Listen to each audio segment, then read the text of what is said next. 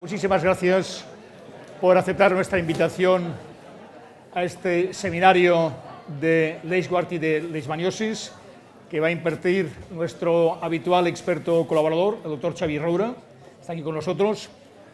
Y antes de dar paso al propio contenido del seminario, yo os quisiera decir unas palabras en relación a un hecho importante en relación a Esteve.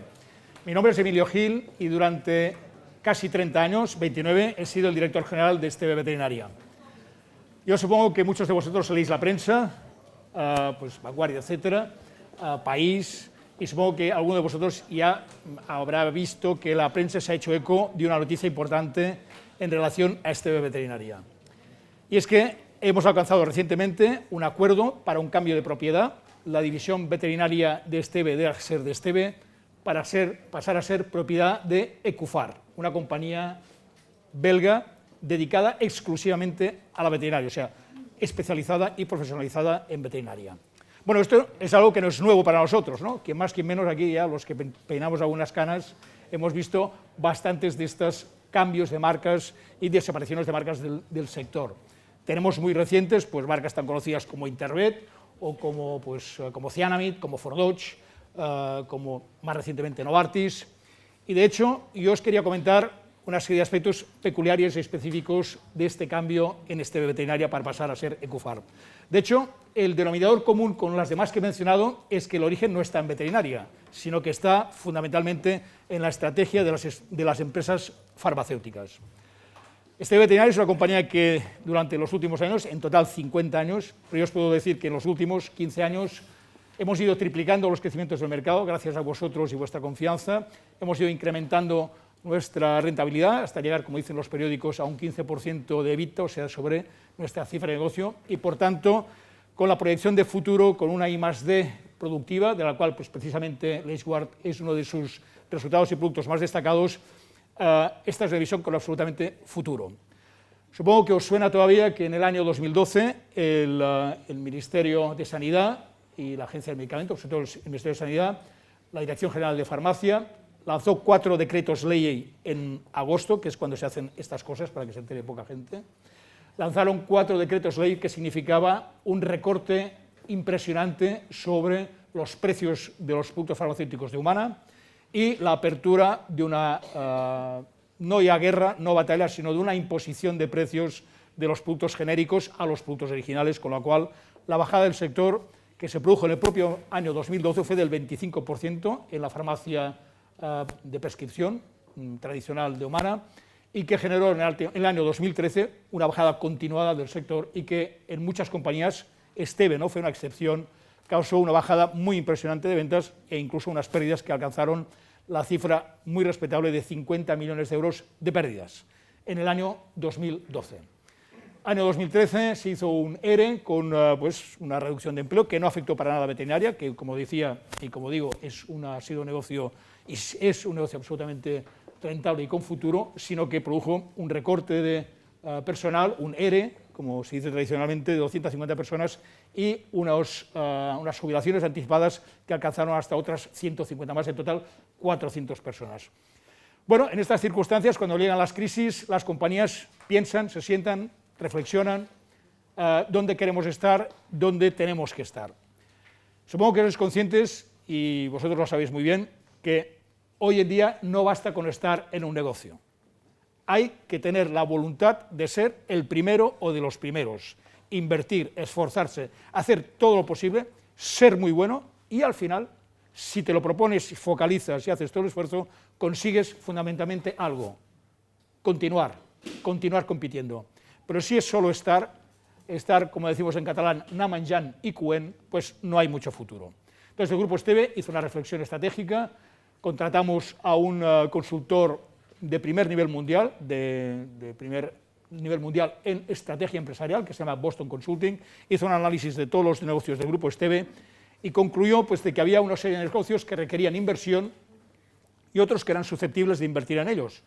Y ahí, pues, esto me cierto orgullo da, pues, de los negocios de farmacia que tiene el Grupo Esteve, el que había hecho los deberes en cuanto a tener una I+D productiva con productos propios que hoy en día comercializan empresas pues, del nivel de Bayer en Alemania, o Eli Lilly en Inglaterra, o bien Orion en Escandinavia, o bien MSD en Canadá, en Sudáfrica, etcétera, etcétera, etcétera, que además teníamos una expansión internacional con filiales en Europa consolidadas y rentables, en Portugal, en Italia, en Alemania, en Austria.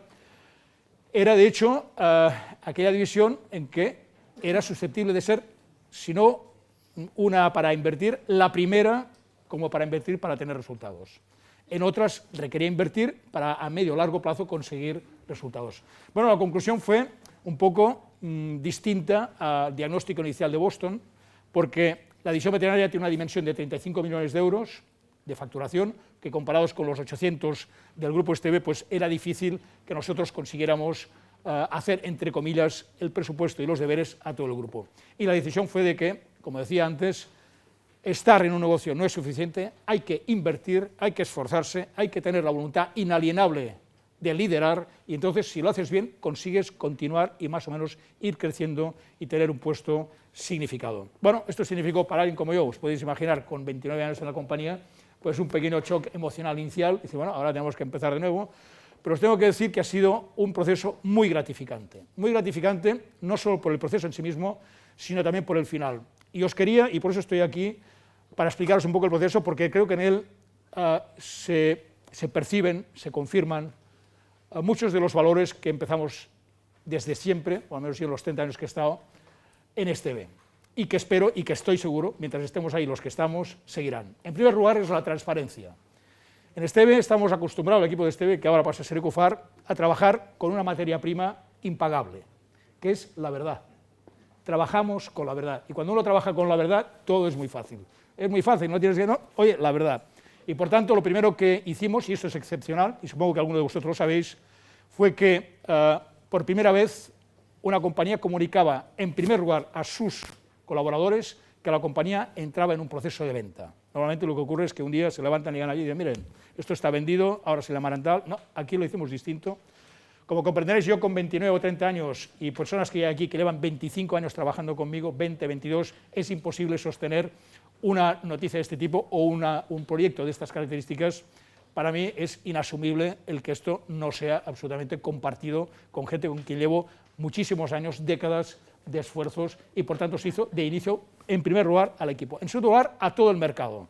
No tenemos nada que esconder, no tenemos para escondernos ningún chollo en STB, por tanto, como es el resultado del esfuerzo de un equipo, podemos comunicar abiertamente, no dependemos de alguna molécula, no dependemos de alguien que nos ha dejado algo, no, comunicamos directamente a todos los licenciatarios y a todo el mercado que STB estaba buscando un nuevo propietario, STB Veterinario, un nuevo propietario que estuviera dispuesto a hacer los deberes también como los hemos hecho nosotros, es decir, a invertir, a apoyar y a perseverar para conseguir una posición de liderazgo en el sector de la veterinaria.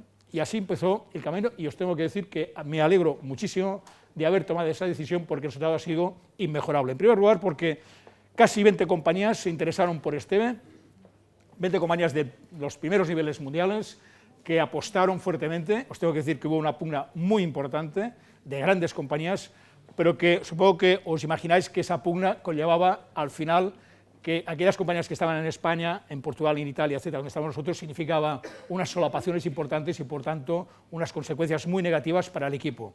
Porque STB es una compañía de equipo, no es una compañía de productos, y eso lo sabéis. Por supuesto, tenemos grandes productos que tienen y que cumplen, como Leishguard, como todos los productos anestésicos, como los sedativos, productos de primera línea, pero sin duda, sin el equipo, sin los servicios, sin la voluntad de servicio de primer nivel, esto sería prácticamente imposible haber conseguido los niveles de excelencia que hemos ido consiguiendo. Por tanto, en el proceso fue para mí clave el que lo supieran todos los licenciatarios, que participaron muchísimas compañías de primer nivel, y al final, pues bueno, conseguimos que de esas 20 compañías, una compañía, y eso tengo que reconocer que fue una venta un poco conducida por el equipo, conseguimos algo pues muy de celebrar, y es que la compañía, que es Ecofar, que es como pasaremos a denominarlos a partir de ahora, es una compañía de origen belga que tiene presencia directa con filiales en Alemania, en Bélgica, en Holanda, en Inglaterra, y que tiene una complementariedad absoluta con STB Veterinaria, absoluta. Incluso en Alemania, donde estamos presentes las dos compañías, hemos fusionado ya la filial y esto va adelante perfecto. Y lo importante, que para mí fue el objetivo número uno, es conservar el 100% del equipo. Yo os puedo decir que el 100% del equipo de Esteve Veterinaria sigue en el nuevo proyecto, todos en sus posiciones, y por tanto la continuidad del valor clave, del activo más importante de la compañía, sigue. Pero esto es solo una parte, que es la más importante. La siguiente es que, a consecuencia de esto, los 21 licenciatarios de primer nivel mundial, que tenemos, de los cuales tenemos licencias en España, en Portugal, en Italia, en Alemania, en Bélgica, en Austria, siguen con nosotros, el 100%, 21, con todos los productos, con todos los países. Y eso, sin duda, es un capital importantísimo que hace predecir que no solamente continuaremos, sino que no progresaremos de forma significativa. Es más, otro detalle inaudito es que durante el proceso yo seguí cerrando acuerdos de distribución con terceros, que veréis, estáis viendo ahora el lanzamiento de Clavibactin, y veréis una multitud de lanzamientos de productos de primer nivel en el futuro, gracias a esa confianza renovada en el equipo de Esteve, con la nueva marca y en su futuro. En resumidas cuentas, el mismo equipo, los mismos licenciatarios, los mismos productos de Esteve, con una pipeline importantísima. Aquí está nuestro director de I+D, Josep Omedes, que él tiene en la cabeza todos los productos que están en marcha y que verán pronto la luz. Repito, mismo equipo, mismos licenciatarios de I+D, los mismos valores, la gente que estamos en Esteve nos mueve los mismos valores a todos los niveles. Esa materia prima que decía, de la verdad, yo no quiero hacer uso, pero hoy presidirá esta sesión, y no solo mi presentación. Jugamos con esa materia prima que es fundamental para tenerlo todo muy fácil. En definitiva, yo os lo quería comunicar en directo. Para nosotros, os podéis imaginar, es un cambio importante. Afortunadamente, al final, menos importante de lo que hubiera podido ser. Hemos visto que algunas de las compañías que se fusionaban o desaparecían absolutamente pulverizaban los equipos y los valores que tenían. Este no es el caso de Esteve Veterinaria. De hecho, está claro que hemos conseguido algo que para mí era un sueño cuando se inició este proceso, y es que hemos satisfecho las expectativas económicas de Esteve, que necesita dinero para invertirlo en los negocios que no necesitan.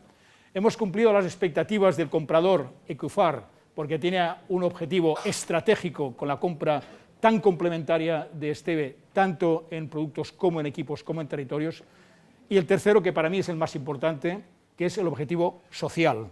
Y es que hay 95 familias, 95 que ya son unas cuantas, que se van a incorporar a un nuevo grupo, con un grupo que cuenta con todo, y supongo que lo ha visto en los periódicos alguno de vosotros, con todo el personal, y que además está dispuesta a seguir invirtiendo de forma significativa en el sector de veterinaria, específicamente veterinaria, porque es una compañía especializada, y que por tanto nos da expectativas de poder seguir prestando no solamente los servicios que intentamos sean lo más excelentes posibles, me refiero no solamente a Leispro, sino a los Quirofarms, a los Autofarms, etcétera, sino que además tendremos más productos, campo de las vacunas, etcétera. Ecufar es una compañía que tiene unas líneas de investigación muy complementarias con las de Esteve. Esteve no tenemos biológicos, ellos sí que tienen biológicos, y por tanto veréis que nuestro vademecum y por tanto nuestra aportación a vuestro día a día cada vez esperamos y seguiremos haciendo lo mejor que podamos para irlo incrementando y mejorando. Nada más, agradeceros, disculpad, pero yo creo que os debíamos, después de todos estos años de fidelidad y de confianza, os debíamos esta explicación, y solo esperamos ser merecedores de que esta confianza que durante los últimos 50 años nos habéis, digamos, otorgado, seamos capaces de mantenerlo en los próximos, como mínimo, 50. Algunos podréis, yo no lo sé, pero vosotros sí. Muchísimas gracias por vuestra atención.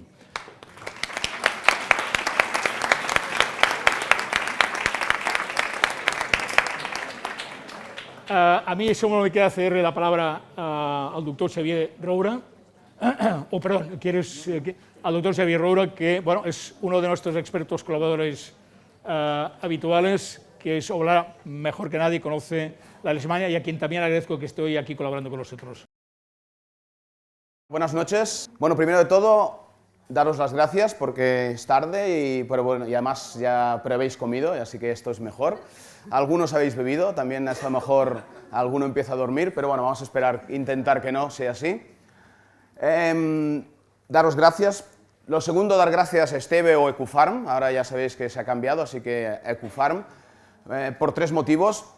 Uno, porque me invita a hablar, ya sabéis que a mí me encanta hablar, y entonces, pues bueno, hablar de cosas ya me gusta, y si puedo daros ideas que podáis mañana ya utilizar en la clínica, pues para mí es perfecto, así que espero que saquéis el máximo de jugo de esta charla, para eso me trae Esteve, o Ecufarm.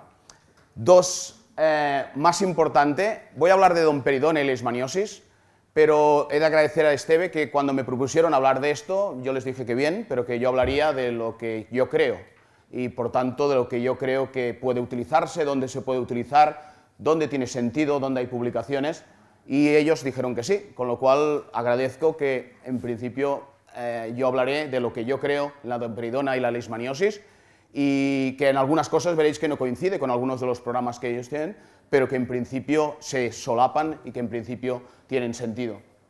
Y finalmente, la tercera cosa, o tercera razón por la que les doy la gracia a Esteve de Ecufarm, es porque puedo hablar de leishmaniosis. Y leishmaniosis es un tema que a mí me encanta, las enfermedades infecciosas como internista, pero sobre todo porque es un tema que todos tenemos, ¿no? Yo soy clínico como vosotros y por tanto en la clínica diariamente tenemos casos de leishmanía. Y en los últimos años ha cambiado cosas en la leishmaniosis, sobre todo en tratamiento y en prevención. Tenemos diferentes informaciones, diferentes productos, y un poco hablar de lo que es la leishmaniosis, de lo que es la prevención, de lo que es el tratamiento, y explicaros lo que yo creo que puede ser un lugar o dónde puede estar focalizado el uso de la domperidona, es por lo que estamos aquí, y por eso os doy gracias de que estéis en esta charla. Cuando hablamos de leishmaniosis y cuando hablamos de prevención y de tratamiento de la leishmaniosis, nos hemos de centrar en varias ideas que son importantes antes de entender dónde podemos utilizar la domperidona o por qué es interesante utilizar la domperidona. Una de las cosas importantes, que todos sabemos, es que tenemos dos grupos importantes. Tenemos tres grupos en perros en la clínica. Uno de ellos son los sanos, ya lo sabemos. Pero luego tenemos dos grupos interesantes. Uno son los perros que serían infectados, los infectados, y otro grupo que serían los enfermos. Los enfermos es un grupo menor que los infectados, y el infectado es un grupo importante en una zona endémica como es la nuestra. Es decir, que el porcentaje de perros que están infectados pues, es variable, pero en algunos lugares se habla hasta de un 60%. Es decir, que hay un número importante de infectados. Son dos situaciones clínicas totalmente diferentes. Y esto es uno de los cambios que recientemente hemos tenido en los últimos años. Una cosa son infectados, perros que podemos demostrar que tienen leishmania, que están infectados de leishmania, que tienen, por un lado, o serologías altas, o tienen, por un lado, presencia del parásito en forma de PCR o en otras determinaciones. Hacemos que está infectado, pero que no tiene ningún signo clínico. No tiene signos clínicos debidos a la leishmania, a lo mejor tiene signos clínicos por otras cosas, pero no debidos a la leishmania. Y otro grupo importante que tenemos en la clínica, evidentemente, son los enfermos, que son evidentemente infectados, si no, no podrían estar enfermos de leishmania, pero que además tienen signos clínicos debidos a la leishmania. Este cambio es muy importante y se ha dado en los últimos años, porque antes, cuando hablábamos de leishmania, cuando yo detectaba leishmania de alguna manera con serología, con PCR, con lo que fuese, decía, perro tiene infección, perro tiene leishmania, y lo trataba. Y esto es un perro infectado, no es un perro enfermo. Ahora sabemos que un perro enfermo, evidentemente ha de estar infectado, pero además ha de haber una respuesta inmunitaria del perro inadecuada. Y por tanto, se produce el desarrollo de la enfermedad. Esto, en clínica, como clínicos, es muy importante, porque nosotros diariamente tenemos una serie de perros que llegan a nuestra consulta con situaciones totalmente diversas. Y cada uno de estos perros necesita un abordaje clínico, un abordaje de tratamiento, un abordaje de prevención, incluso de diagnóstico diferente. Tenemos en la clínica perros sanos, no infectados. Evidentemente tenemos perros totalmente normales y que no están infectados de leishmaniosis. Segundo, tenemos perros sanos, pero infectados. Hemos dicho que en zonas endémicas el porcentaje de perros infectados es más o menos alto. Luego tenemos perros enfermos de leishmania, con signos clínicos debidos a la leishmania. Pero además tenemos perros infectados, enfermos, pero están enfermos de otras enfermedades. problema es que muchas de estas enfermedades tienen los mismos signos clínicos que la leishmania, pero no son leishmania, pero está infectado de leishmania. Esto crea problemas al clínico, nos crea problemas en el sentido del diagnóstico, pero también muchas veces de decidir qué tratamiento, cuál es mejor, o en el sentido de la prevención. Y además todo esto ahora se nos complica porque algunos de estos perros además están vacunados de leishmania. Es decir, que esto aún nos complica tanto el diagnóstico como la evolución, como las decisiones clínicas que tenemos que realizar. En este sentido, lo más importante de entender, y es donde podemos actuar, es que un perro esté infectado o que un perro tenga enfermedad de leishmania depende de una interacción estrecha y fuerte entre el parásito, el flebotomo y el sistema inmunitario del perro. Sin esta interacción, evidentemente, no se define si hay infección o hay enfermedad. Por eso, como clínicos, tanto en tratamiento como en prevención, tenemos 3 puntos donde podemos actuar. Podemos actuar sobre el parásito, podemos actuar sobre el flebotomo o podemos actuar sobre el sistema inmunitario del perro. Y ahí es donde como clínicos tenemos diferentes opciones y son las que vamos a intentar explicar de qué podemos hacer. Cuando tenemos un perro en nuestra zona, básicamente tenemos un individuo que se infecta con el promastigote mediante el vector, el flebotomo. El 99% aproximadamente de las infecciones de los perros es vía el vector, vía flebotomos. Cuando el perro está infectado, en función de la respuesta inmunitaria que tiene ese perro, eliminará la infección. Esto pasa muy pocas veces, pero sí que lo importante, si la respuesta inmunitaria es efectiva, el perro se mantendrá subclínico, sin signos clínicos de la leishmania, pero infectado. En cambio, si la respuesta inmunitaria no es efectiva, este perro desarrollará la enfermedad. Está infectado igual que el otro, pero desarrollará la enfermedad. Este proceso de infección y enfermedad no es un proceso físico, fijo, varía con el tiempo. Con el tiempo pueden haber cambios que haga que un perro que su respuesta inmunitaria inicialmente era efectiva, pase a no ser efectiva. O al revés, mediante tratamientos y evolución de ese perro, puede ser que antes no respondiese bien y después tenga una respuesta inmunitaria mucho más efectiva frente a la leishmania. Por tanto, nuestra acción como clínicos es, por un lado, si podemos, bloquear la infección. Esto sería lo ideal. Si no hay infección, no puede haber enfermedad. Pero si hay infección, a partir de este momento lo que nos interesa es trabajar sobre el sistema inmunitario en el sentido de, por un lado, si podemos eliminar la infección, pasa muy pocas veces. Sobre todo, importante, intentar evitar que la respuesta inmunitaria del perro no sea efectiva. Si está enfermo, intentar trasladar ese perro de la enfermedad hacia la subclínica y, por tanto, aunque no tenga signos clínicos. Por otro lado, potenciar la respuesta inmunitaria que sabemos que es efectiva para que se mantenga el perro infectado pero subclínico. Y finalmente, evitar, una vez lo tenemos en esta fase subclínica, infectado pero subclínico, mantenerlo allí el máximo tiempo posible. Incluso si puede ser para siempre, aunque siempre esto es difícil porque no sabemos cómo va a evolucionar con otras enfermedades o con otras situaciones clínicas. Esto hace que a día de hoy, lo que sabemos que el hecho de que nuestro sistema, el sistema inmunitario, tanto nuestro como de los perros, desarrolle o no desarrolle una respuesta efectiva, depende de muchos factores. Lo que sabemos, de una forma más o menos sencilla, es que la respuesta inmunitaria es compleja. No es una respuesta inmunitaria única, blanco y negro. Es una respuesta de balance, de equilibrio entre la respuesta inmunitaria tipo 1 o celular y la respuesta inmunitaria tipo 2 o humoral. Este equilibrio es lo que hace que un perro se mantenga infectado o un perro desarrolle enfermedad. Lo que sabemos a día de hoy, de forma simplificada, es que cuando un perro tiene una respuesta TH1 o respuesta celular, con la cual hay una producción de un cierto tipo de interleuquinas y citoquinas, la eliminación del parásito es posible, o al menos la reducción del parásito es posible, y esto se asocia generalmente desde un punto de vista clínico con perros sanos que no desarrollan la enfermedad o con perros que desarrollan la enfermedad, pero cuando los tratamos responden muy bien y a partir de ese momento se mantienen en una zona de respuesta clínica sin más signos clínicos y por tanto infectado pero sin enfermedad.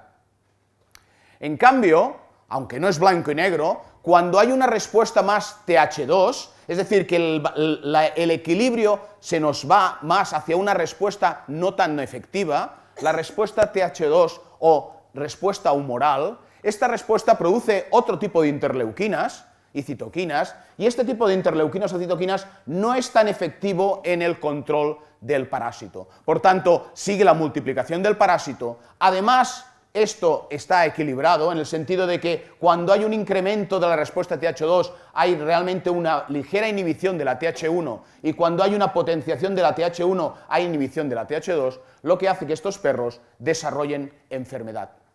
O desarrollan enfermedad o, a pesar de tener enfermedad, cuando los tratas no responden igual de bien que otros. Y son animales que generalmente necesitan tratamiento cada cierto tiempo con leishmanicidas porque clínicamente responden pero no mantienen una buena respuesta. Si no hay esa buena respuesta, el equilibrio entre la respuesta inmunitaria efectiva TH1 y la respuesta inmunitaria no efectiva TH2 o humoral, ese equilibrio, si no se recupera, el animal mantiene esa enfermedad. El por qué tenemos perros que hacen una respuesta más celular, TH1, o una respuesta más humoral, TH2. ¿Por qué unos perros el equilibrio hace que la respuesta inmunitaria sea más efectiva o en cambio la respuesta humoral sea menos efectiva? No lo sabemos completamente. Sabemos cosas. Una de las cosas que sabemos más recientemente es que probablemente tenemos factores genéticos y factores no genéticos. Estos factores genéticos aproximadamente se sabe que pueden ser un 60% de la razón por la cual un perro tiene una buena respuesta o no tiene una buena respuesta. De hecho, tenemos estudios donde se demuestra que algunas razas son más susceptibles genéticamente a la leishmaniosis. El boxer, el gran danés, el pastor alemán son razas susceptibles.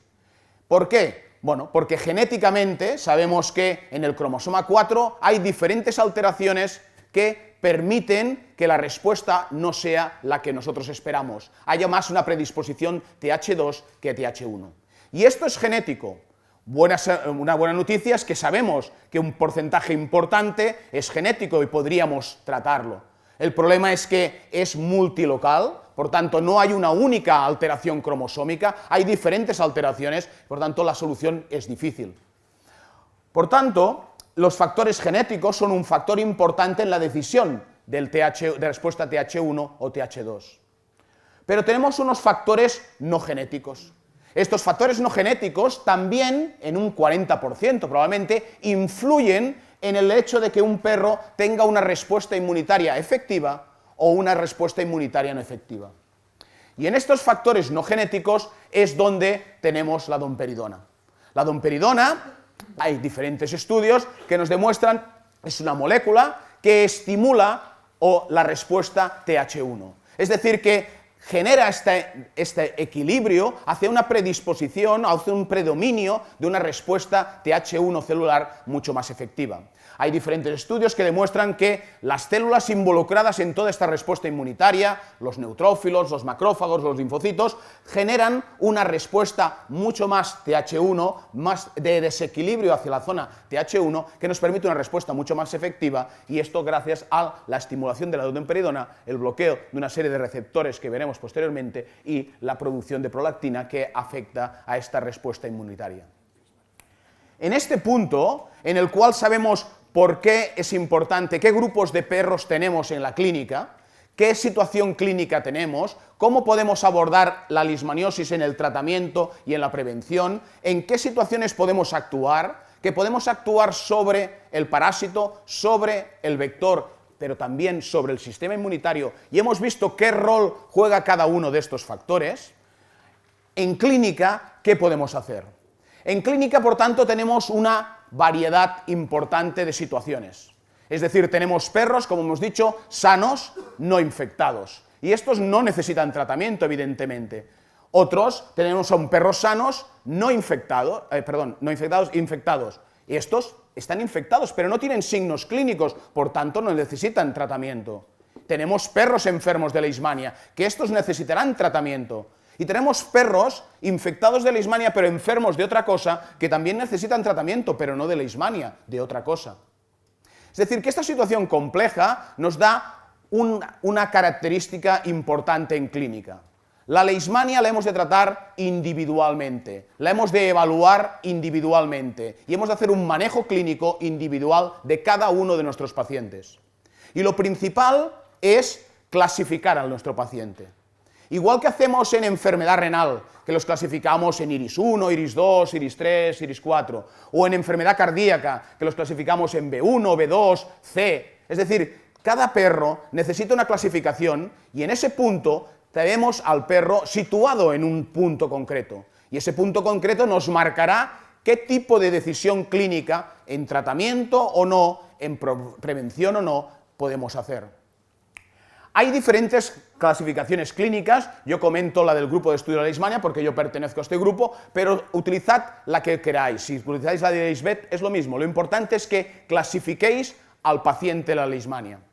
Y esto implica que lo interesante es saber si tenemos perro sano no infectado, tenemos perro infectado o tenemos perro enfermo. Y esto es importante porque lo que haremos en un perro infectado no tiene nada que ver de lo que podemos hacer en un perro enfermo. Y lo que hacemos en un perro enfermo no hay que hacerlo en un perro infectado, porque las situaciones clínicas son diferentes. Cuando nosotros tenemos un perro infectado, quiere decir que es un perro que tenemos la demostración de que tiene leishmania, sea por un título alto, sea por la presencia de leishmania en PCR. Sabemos que está infectado, pero no tiene ningún signo clínico. Si no tiene signos clínicos, es decir, no tiene ningún signo clínico asociado a la leishmaniosis, este perro no hay que tratarlo. Solo se tratan los perros que tienen enfermedad. Y si tienen enfermedad hay que utilizar tratamiento de la leishmania. Por tanto, un perro infectado es un perro que no necesita tratamiento. Y de hecho, en todas las guías veréis, sea una o sea otra, que los perros infectados no necesitan tratamiento. Ahora bien, ¿qué es un perro infectado? Un perro infectado es aquel perro que no hemos podido controlar la infección y por tanto tiene leishmanias. Pero si tiene leishmanias, ¿qué me interesa si el perro está infectado pero no está enfermo? Lo que me interesa es que no llegue a estar enfermo. Al propietario, si el perro está sano aunque esté infectado, no le importa, mientras el perro no tenga signos clínicos. El problema es que desarrolle signos clínicos. Por tanto, mi objetivo es, si puedo eliminar la infección, o si no, actuar sobre el sistema inmunitario, la respuesta inmune, para potenciar una respuesta inmunitaria efectiva, TH1, más celular, para mantener ese perro infectado, pero sin signos clínicos, y que pase un año y pase otro, porque viviendo en un área endémica, es muy probable que en algún momento acabe estando infectado. Pero mi objetivo es que no parar la infección. Si puedo es perfecto, pero una vez esté infectado, mi objetivo es que no llegue a producir la enfermedad. Por eso, lo que me interesa es, además, si consigo esta respuesta inmunitaria, mantenerlo en esta respuesta inmunitaria efectiva. Este sería mi objetivo. Y en este punto es donde tiene sentido la domperidona. La domperidona es un producto que lo que nos hará es valorar esta respuesta inmunitaria TH1, potenciar esta respuesta inmunitaria TH1 y, por tanto, mantener esa respuesta inmunitaria efectiva.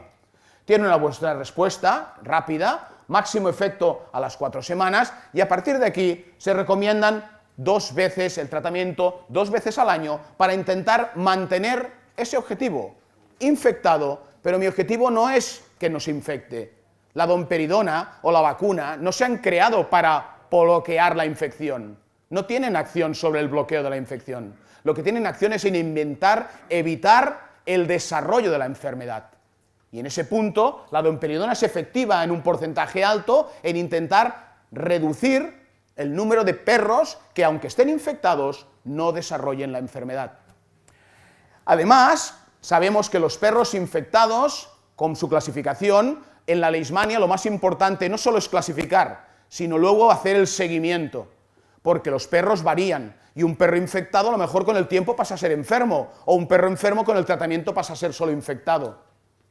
Esto implica seguimiento. Por tanto, un perro infectado al menos necesita un control al año de serología, si sigue estando clínicamente bien, para valorar si esa respuesta, si ese animal sigue estando infectado, pero sigue estando sin ningún signo clínico. Por tanto, nos permite el control. Una situación muy diversa es el perro enfermo. El perro enfermo tiene signos clínicos de leishmania. El perro enfermo está infectado, pero ya no hemos controlado esa infección, su respuesta inmunitaria no es efectiva y por tanto desarrolla enfermedad en grados más o menos graves.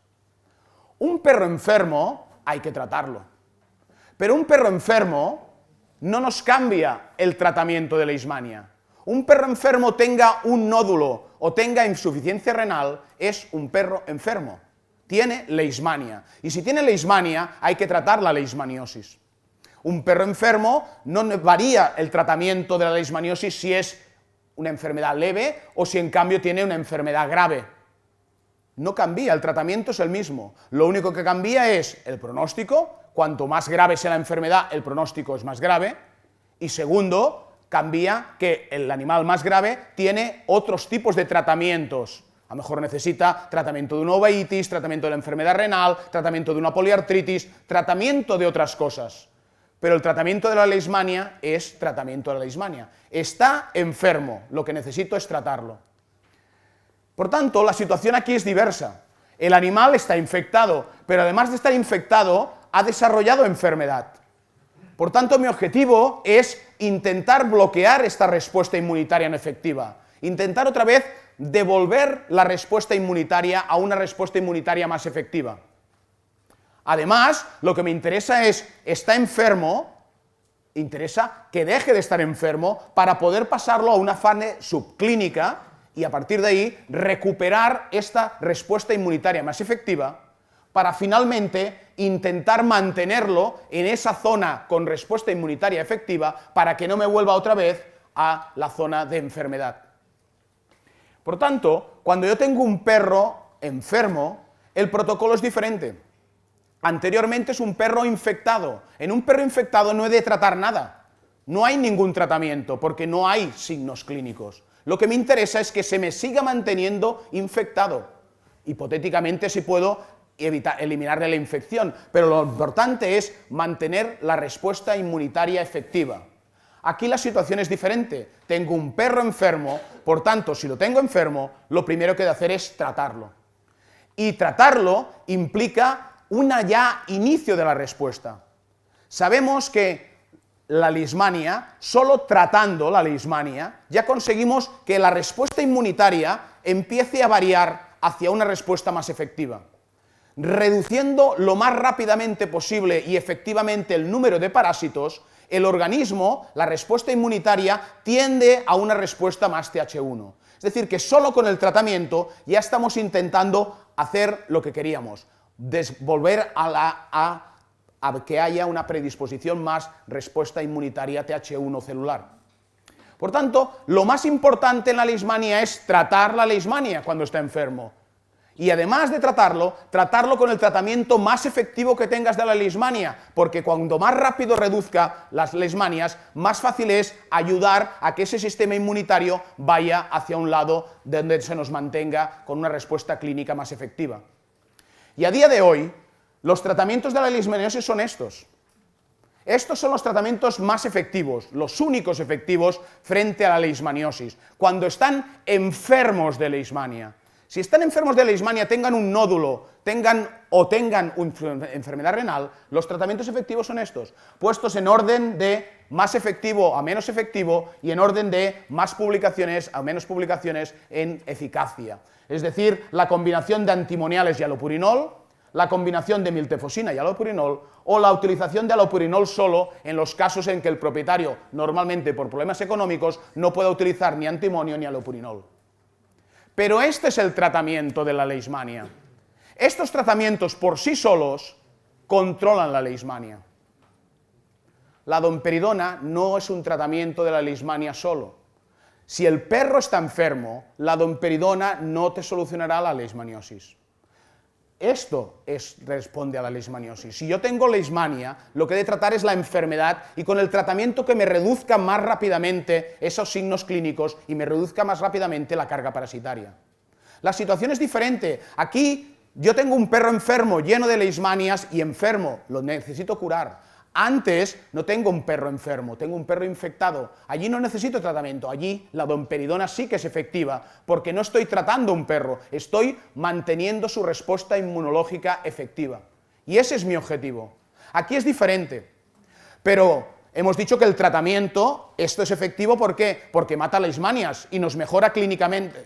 Y sabemos que cuando mejoramos clínicamente y reducimos el número de parásitos, ¿qué pasa? Que hay una cierta tendencia a que la respuesta inmunitaria vaya al TH1. Pero estos medicamentos no se han hecho para modelar la respuesta inmunitaria. Y aquí es donde en los perros enfermos aparece donde es interesante la inmunoterapia. La inmunoterapia es lo que llama terapia de la inmunidad. Yo ya estoy tratando bien la leishmania. ¿Cuál es el tratamiento de la leishmania? Antimoniales y alopurinol, miltefosina y alopurinol. Esto mata la leishmania, esto controla la leishmania, esto me mejora los signos clínicos. Pero me interesa también que si lo mejoro, que se me mantenga, hemos visto el esquema, la respuesta inmunológica lo más efectiva posible. Y en eso consiste la inmunoterapia. Llámelas como la llames, la inmunoterapia es intentar que la respuesta inmunitaria se nos mantenga en una respuesta inmunitaria efectiva, que a día de hoy en leishmania se piensa que es una predisposición TH1 o respuesta celular. Y aquí es donde la domperidona juega su papel, porque es lo que hace la domperidona, mantener la respuesta inmunitaria en una respuesta inmunitaria más TH1, por tanto más efectiva frente a la leishmaniosis. Y esto es la utilidad de la domperidona en el tratamiento de la leishmaniosis, porque ahora estamos hablando de perros enfermos. Por tanto, aquí hay que dar tratamiento de la leishmania, pero además algo que nos ayude. Los medicamentos ayudan, empiezan a girar esa respuesta inmunitaria, pero un producto que nos dé esta respuesta clínica efectiva de la respuesta inmunitaria es mucho mejor. Aquí el tratamiento, evidentemente, es las mismas dosis, la misma efectividad, pero muchas veces aquí es más recomendable hacerlo más veces, porque en realidad estamos haciendo inmunoterapia. Y la inmunoterapia implica terapia, pero terapia del sistema inmune, no de la leishmaniosis, no del parásito, del sistema inmune. Los controles, evidentemente, los haremos en función de la respuesta clínica y como haríamos en un perro enfermo. En tratamiento, sabemos que todos nosotros tenemos diferentes perros. Sabemos que la mayoría de perros que tratamos de leishmania, con los protocolos que habíamos hecho antes, protocolo antimoniales más alopurinol, miltefosina alopurinol, estos tratamientos, en un porcentaje alto de perros conseguimos respuestas clínicas muy buenas. Es decir, perros que generalmente con un mes de antimoniales y después 12 meses aproximadamente de alopurinol, podemos reducir el tratamiento o incluso detenerlo, y la mayoría de perros se mantienen clínicamente bien. Infectados, pero bien. Un porcentaje menos efectivo hay perros en los cuales hay una buena respuesta clínica, responden bien al tratamiento, pero necesitan alopurinol durante mucho más tiempo, o incluso no podemos reducir el tratamiento de alopurinol porque cuando lo reducimos empiezan a aparecer los signos clínicos. Esto sabemos porque antes, cuando no teníamos alopurinol, cuando tratábamos la leishmania, solo teníamos antimoniales. Iba muy bien, pero al cabo de 2 o 3 meses ya volvíamos a tratar otra vez con clínica. Al cabo de 4, cuando introducimos el alopurinol, nuestra vida en clínica cambió, porque los periodos de recidiva en un porcentaje mucho más grande son mucho más largos y muchas veces no necesitamos antimoniales. En este punto es donde la domperidona nos puede ayudar. En estos dos situaciones en las cuales tenemos un tratamiento, una respuesta, lo que nos interesa es la inmunoterapia, lo que juega es este punto. Yo hago el tratamiento, me responde clínicamente bien, lo que me interesa es que se me mantenga en esa zona, que su sistema inmunitario no me vuelva otra vez a desequilibrarse, porque hemos de recordar que es un perro enfermo, o ha sido un perro enfermo. Quiere decir que en algún momento su respuesta inmunitaria no ha sido efectiva. Lo que me interesa ahora que lo he recuperado, intentarlo mantener allí. Y esta es la utilidad de la domperidona como inmunoterapia. También sabemos que tenemos otros perros en un porcentaje más bajo, pero son los perros que nos responden bien al tratamiento. Pero que cuando hemos empezado el tratamiento con allopurinol y llevamos un tiempo con allopurinol, ¿qué pasa? Que al cabo de un tiempo vuelven otra vez con signos clínicos. Les volvemos a dar antimoniales o miltefosina y vuelven a mejorar. Están un tiempo, seguimos con el allopurinol y al cabo de un tiempo volvemos a tener que darles clínicos. Es decir, que necesitan antimoniales o miltefosina cada cierto tiempo.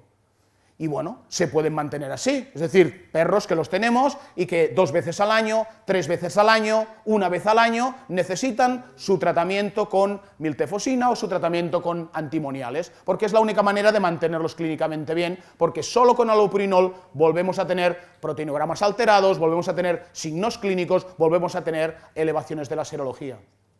Aquí la inmunoterapia también es importante, o puede ser importante. Son esos casos que mi objetivo ¿cuál es? Es un perro que responde clínicamente, pero que ya vemos que solo con el tratamiento no es suficiente para intentar mantener esa respuesta inmunitaria TH1 predominante. Por tanto, la inmunoterapia la buscamos allí. Lo que buscamos es, bueno, mantenerlo en esa zona. Lo que busco es, ojalá no le tenga que dar y me pase, tenga que dar otra vez antimoniales y que me pase al grupo primero, que se me mantiene solo con allopurinol. Pero si no, al menos, lo que me interesa, ¿qué es? Pues si en vez de tenerle que pinchar 2 o 3 veces al año antimoniales o hacer tratamientos de miltefosina 2 o 3 veces al año, si se lo puedo hacer 1 o 2 veces, pues mejor. Mejor para el perro, mejor para el propietario. Y esa es la función de la inmunoterapia. La inmunoterapia lo que buscamos en tratamiento es que se me mantenga en esa respuesta inmunitaria efectiva. Y finalmente tenemos un grupo de perros, ¿de acuerdo?, que no responden, que los haces tratamientos y no responden. Aquí la inmunoterapia no es efectiva. Cuando tenemos un perro que no responde a los tratamientos convencionales, es un perro enfermo. Si no lo mejoramos con los tratamientos convencionales, no lo mejoraremos con la inmunoterapia. Y esto tenemos ejemplos. Hasta hace muy poco había una autovacuna, que la cual la promovían como tratamiento. Hace 1 año y pico cambiaron y dijeron, no, lo das junto como inmunoterapia con el tratamiento convencional. Bueno, entonces lo que te está respondiendo es a los antimoniales y al allopurinol, no a lo otro lo das, en teoría, como inmunoterapia. La inmunoterapia sola, a día de hoy, no es efectiva frente a la leishmaniosis, pero sí que es muy importante en mantener esos perros que hemos conseguido con el tratamiento, volverlos otra vez a esa situación de más equilibrio, a ver si los mantenemos en esa respuesta de respuesta inmunológica más efectiva. En los tratamientos con leishmania también tenemos un punto importante. Todos sabemos que en este grupo al menos los tenemos 12 meses y en este grupo, al menos con allopurinol, los tenemos durante meses, años, algunos de ellos. Y sabemos que a día de hoy el allopurinol, a las dosis que estamos utilizando, 10 miligramos por kilo cada 12 horas, en el 80% de los perros produce xantinuria y en un porcentaje variable produce presencia de urolitos, sean nefrolitos la mayoría o sean urolitos. Es decir, que tenemos un efecto secundario del allopurinol. El allopurinol, ahora estamos haciendo un estudio prospectivo, a las dosis de 10 miligramos por kilo cada 12 horas, aproximadamente tenemos 14 perros, en estos 14 perros, en 6 meses los 14 tienen xantinuria y en 6 meses 4 de ellos tienen ahora ya cálculos de xantina.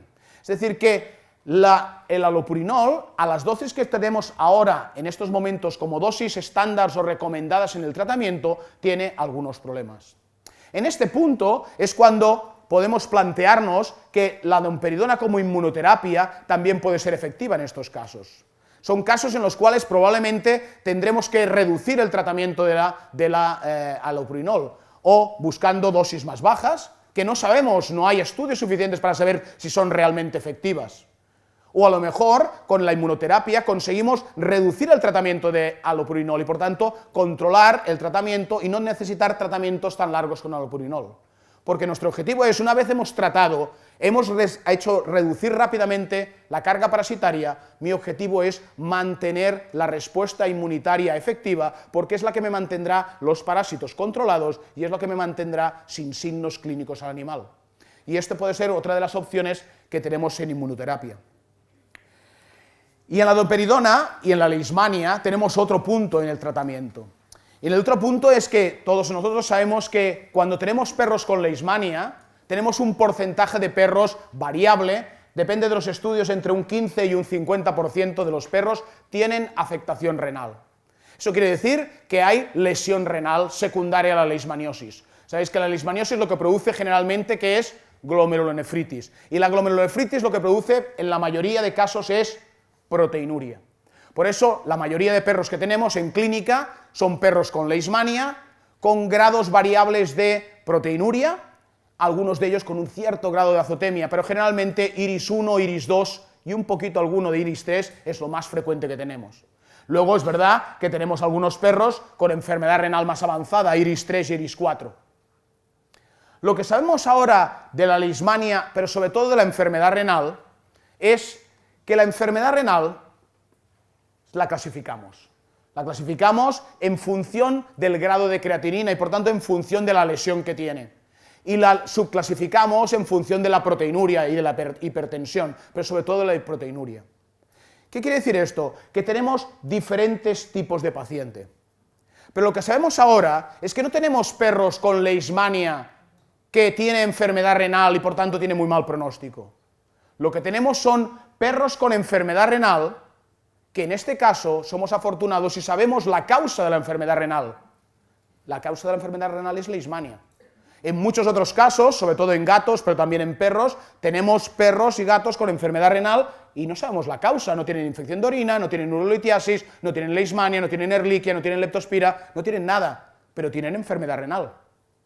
Un perro con nada y iris 4 es igual de malo que un perro con leishmania y iris 4. Porque lo malo es el iris 4, no la leishmania. El iris 4 es lo que da mal pronóstico al perro, no la leishmaniosis. Por eso, lo que sabemos ahora es que la enfermedad renal se trata en función de la clasificación donde se tiene. Y ahora en la enfermedad renal solo tenemos 3 tratamientos. Tratamiento 1, tratar la causa si la sabemos. Tratamiento 2, intentar que el riñón no progrese la enfermedad renal.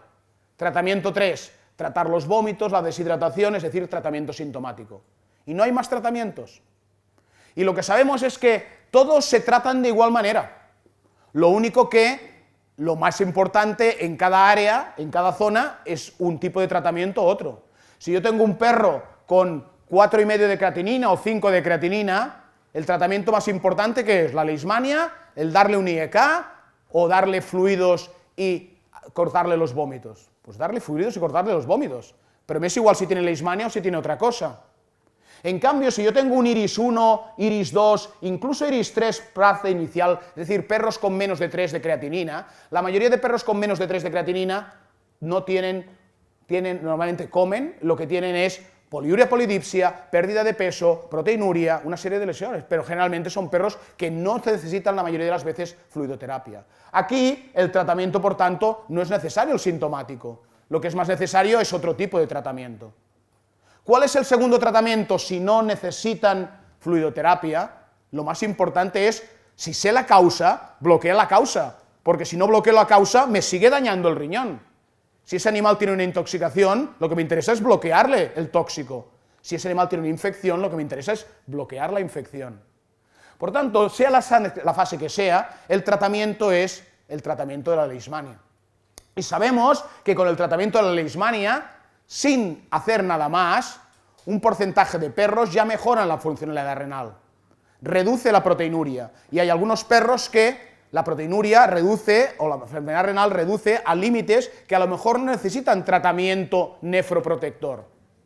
Por eso, cuando tengáis un perro con enfermedad renal y leishmania, tratamos la enfermedad renal, tratamos la leishmania, y la leishmania lo que hacemos es, empezamos los tratamientos nefroprotectores una vez hemos terminado el tratamiento leishmanicida, porque sabremos cuál es la situación real del riñón.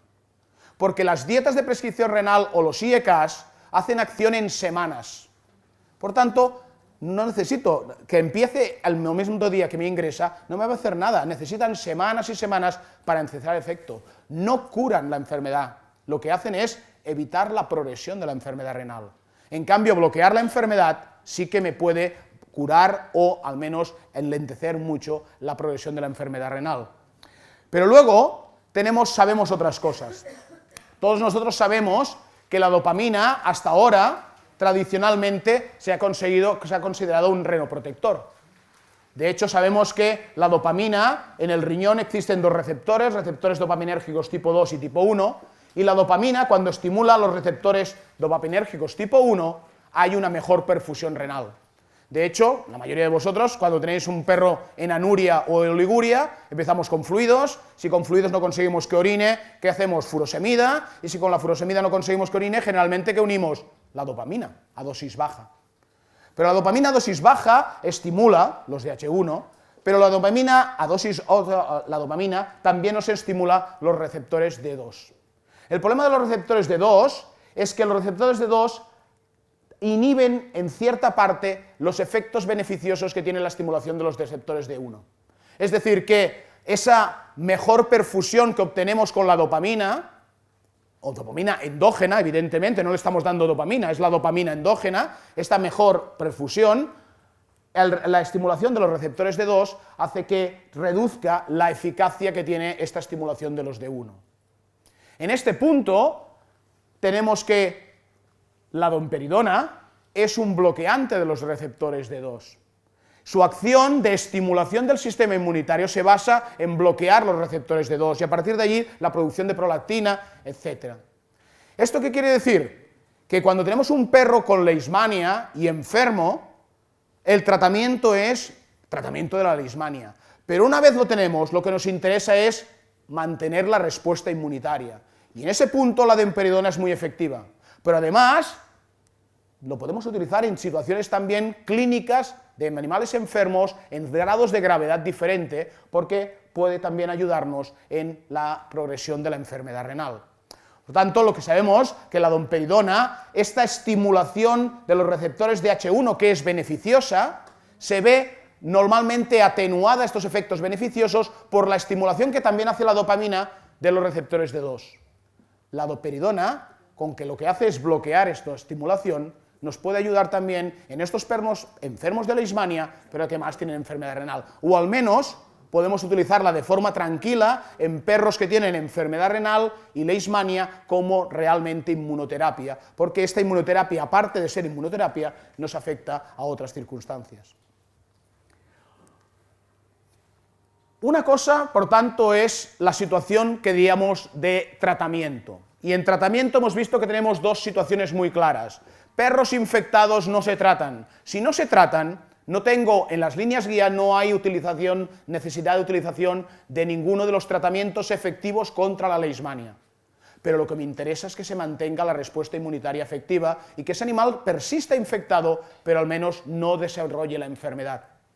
Pero cuando está enfermo, el planteamiento es diferente. Lo que me interesa es mejorar rápidamente la reducción del número de parásitos, que me mejore clínicamente y luego además mantener esa respuesta inmunitaria. Por eso aquí es donde juega el papel importante, es la inmunoterapia.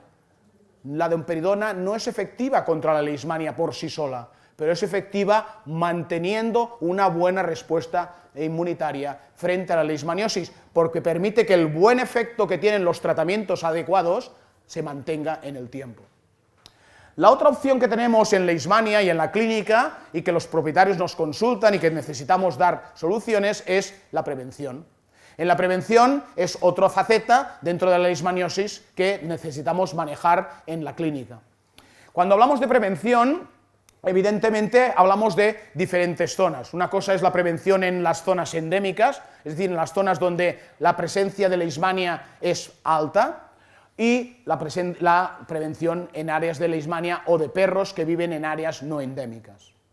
Cuando hablamos de prevención en áreas endémicas, toda la población hay que prevenirla. Es decir, que la prevención de la leishmania no se sitúa solo en perros enfermos para que no me transmita la enfermedad, o en perros infectados para que no me transmita la enfermedad, sino lo que me interesa es también perros sanos totalmente para intentar que no se infecten o si se infectan, mantenerlos con una respuesta inmunitaria adecuada para que no desarrollen enfermedad. El problema es la enfermedad. La enfermedad es el porcentaje más bajo, pero es el porcentaje más grave. Es el problema para el propietario, es el problema para el perro. Este grupo no es un problema para el perro ni para el propietario, porque el perro está clínicamente sano. Estará infectado, pero clínicamente sano. Por lo tanto, es importantísimo el control en los enfermos, uno para controlar la enfermedad, por un lado, evitar la transmisión de esta enfermedad a otros perros, pero al mismo momento es importante porque nos interesa tratar ese animal y luego prevenir que vuelva a desarrollar enfermedad. Lo que intentamos es controlar su sistema inmunitario, mejorar su sistema de respuesta inmunitaria para que no vuelva a estar enfermo y lo pasemos a esta zona de aquí, infectados. Los que están infectados, nuestro objetivo de prevención es, por un lado, que no transmitan la enfermedad porque están infectados, pero por otro lado, nuestro objetivo ¿qué sería? Que pasasen a sanos. Lo que pasa es que esto en Leishmania es prácticamente imposible, o al menos de momento no lo hemos conseguido, o no tenemos medicamentos o acciones que nos lo permitan. Pero sí que tenemos acciones que nos permiten mantener al perro infectado, pero no enfermo. Y ese es nuestro objetivo, que su respuesta inmunitaria se mantenga efectiva. Y finalmente tenemos los sanos, que lo que nos interesa es que por un lado no se infecten, y por otro lado lo que nos interesa también que es que se mantengan en esa opción. Pero hay que protegerlos a los perros en áreas endémicas ya desde jóvenes. Los perros que viven en áreas endémicas, ya desde muy jóvenes, cuando es zona de flebotomos, ya tienen acción continua. Es decir, no es que a partir de que yo soy adulto que empiezo a tener contacto con los flebotomos. Los flebotomos en épocas de flebotomos están allí y en áreas endémicas de los flebotomos un porcentaje importante están infectados. Y en una sola noche aplican aproximadamente unas 200 veces a un perro. Es decir, que la leishmaniosis ya desde inicio en áreas endémicas hay que controlarlas, tanto en perros sanos, perros infectados como perros enfermos. Por eso, en áreas no endémicas la situación es totalmente diferente. En áreas no endémicas no hay que proteger a los perros, porque no hay leishmania y porque no hay el vector. Ahora bien, hay dos tipos de perros que hay que proteger en áreas no endémicas. Uno, los perros viajeros, perros que viven en áreas no endémicas, pero que pasan tiempo en áreas endémicas. Por tanto, nuestro objetivo ¿cuál es? Igual que los perros sanos en un área endémica, que no se infecte. Ese es nuestro primer objetivo. Si no conseguimos que no se infecte, ¿cuál es nuestro siguiente objetivo? Pues que no desarrolle la enfermedad.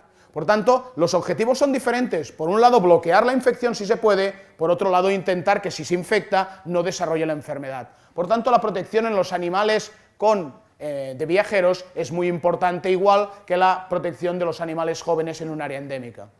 Y el otro grupo de perros son los perros que están enfermos, o perros que están infectados, o perros que están en tratamiento y que viven en un área no endémica.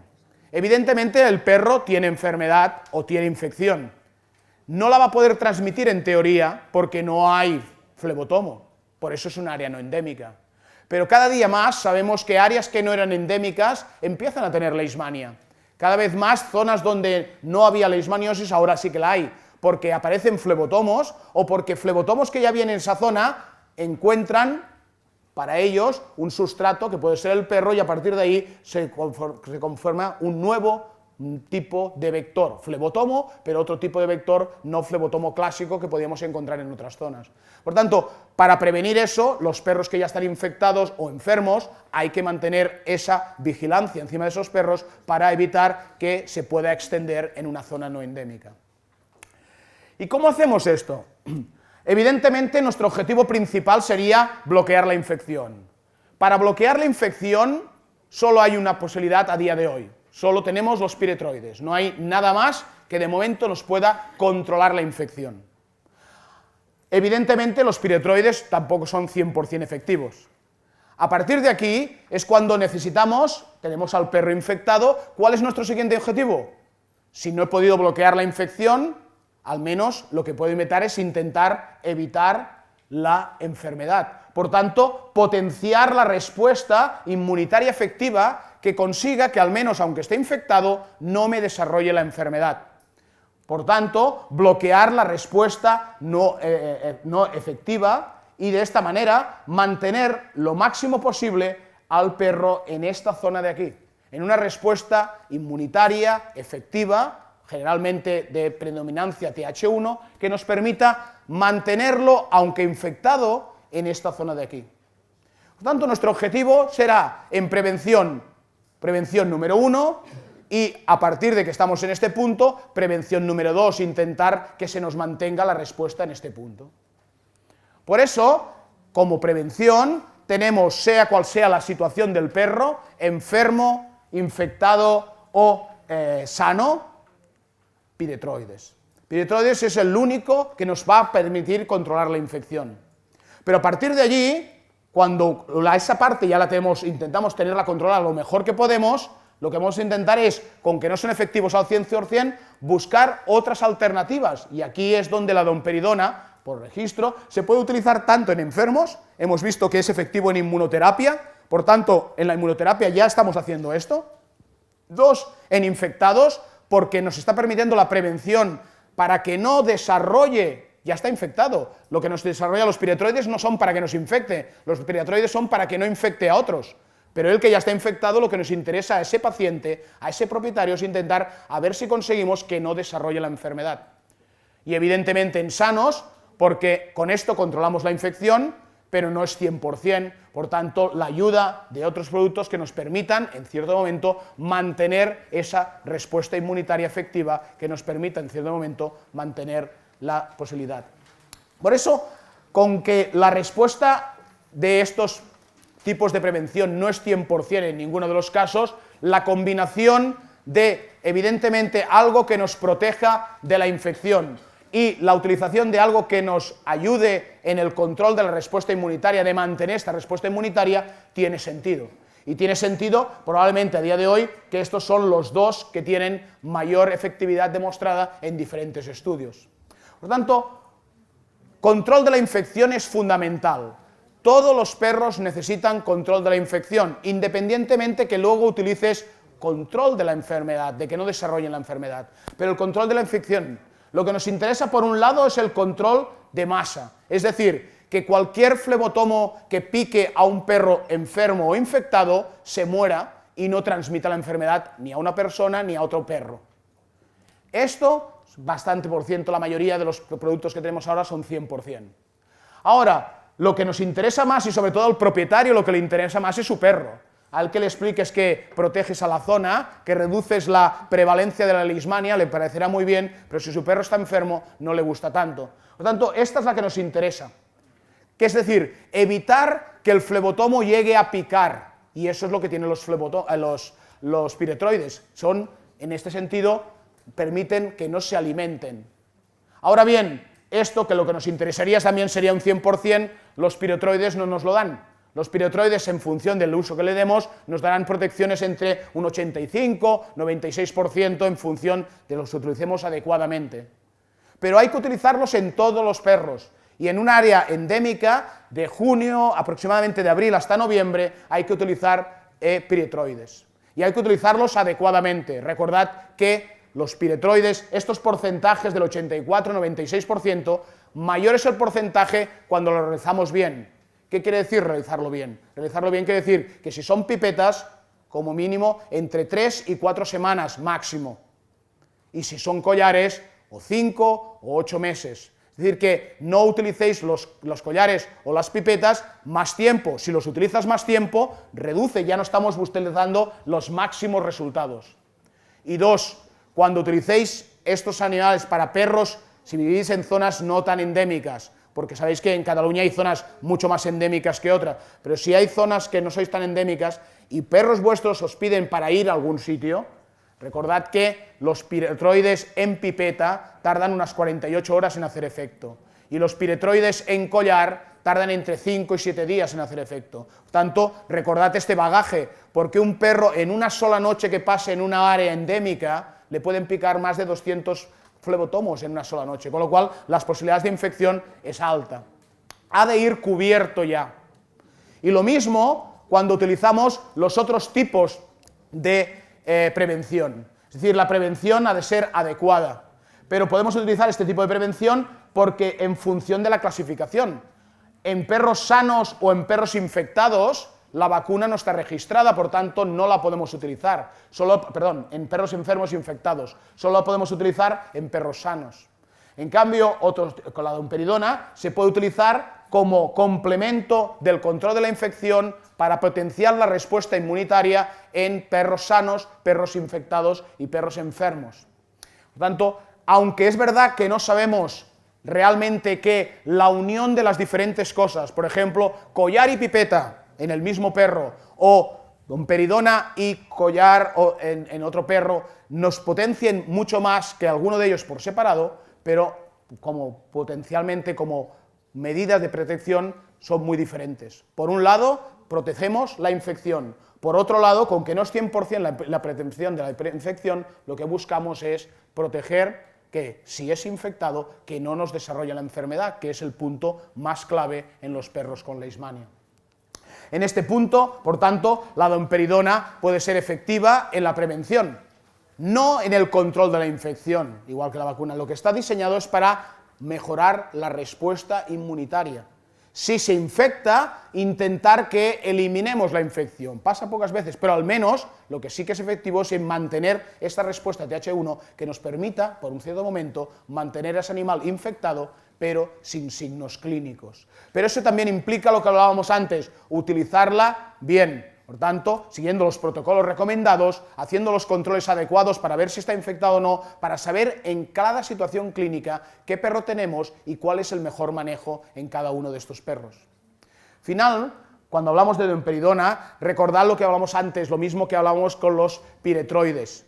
Intentar, es decir, los tratamientos hay que empezarlos antes de que lleguen a un área endémica, si realmente los utilizamos para esto. Porque, aunque tardan pocos días en ser ya efectivos, la efectividad máxima son 4 semanas. Por tanto, si queremos tener al perro el máximo cubierto, cuanto antes empecemos, al momento que entre en la zona endémica, mejor protección será que si le fallan la protección de la infección, al menos le pueda funcionar la respuesta inmunitaria y esa infección no avance hacia enfermedad. Por tanto, las conclusiones de esta charla serían 3. 1. Todo lo que hablamos de tratamiento y de prevención en la leishmaniosis canina y el uso de los diferentes productos, y en concreto de la domperidona, hay que basarlo en la clasificación clínica. Somos clínicos y hemos de actuar como clínicos. Las enfermedades hay que clasificarlas para decidir en cada momento qué es lo que hay publicado, qué es lo que se recomienda, qué es lo que se ha visto que es más efectivo. No es lo mismo un perro infectado que un perro enfermo. Por tanto, la situación clínica también nos marcará qué tipo de acciones hemos de hacer o ofrecer al propietario. 2. La domperidona y la leishmaniosis tienen sentido. Y tienen sentido porque la leishmaniosis, la enfermedad, la infección, la evolución de la enfermedad, juega un papel muy importante el sistema inmunitario. Y el SISPOEN, la respuesta inmunitaria, es fundamental en el hecho tanto de la infección como el desarrollo de la enfermedad. Por tanto, aquí la domperidona, que sabemos que tiene un buen efecto en este control de la respuesta inmunitaria, puede ser importante y efectivo en diferentes situaciones clínicas de leishmaniosis.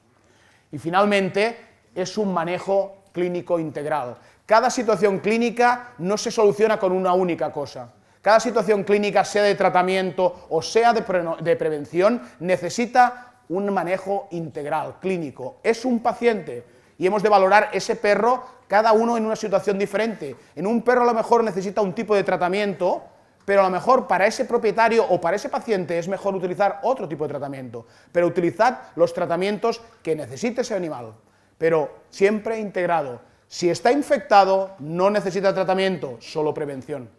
Si está enfermo, necesita tratamiento y lo podemos ayudar además con inmunoterapia. Es decir, que las situaciones clínicas son diferentes y la combinación de prevención de la infección y prevención del desarrollo de la enfermedad pueden juntarse y actuar sinérgicamente. El tratamiento de la enfermedad y el uso de la domperidona como inmunoterapia también se pueden solapar y por tanto ofrecen diríamos, mayores oportunidades que podemos ofrecer al propietario, y por tanto él, al fin y al cabo, es el que elige o decide en última instancia. Pues gracias por vuestra atención. Si tenéis preguntas, ahora es el momento, y si no, aparece mi mail, sabéis que me podéis escribir en cualquier momento y os contesto. ¿Preguntas?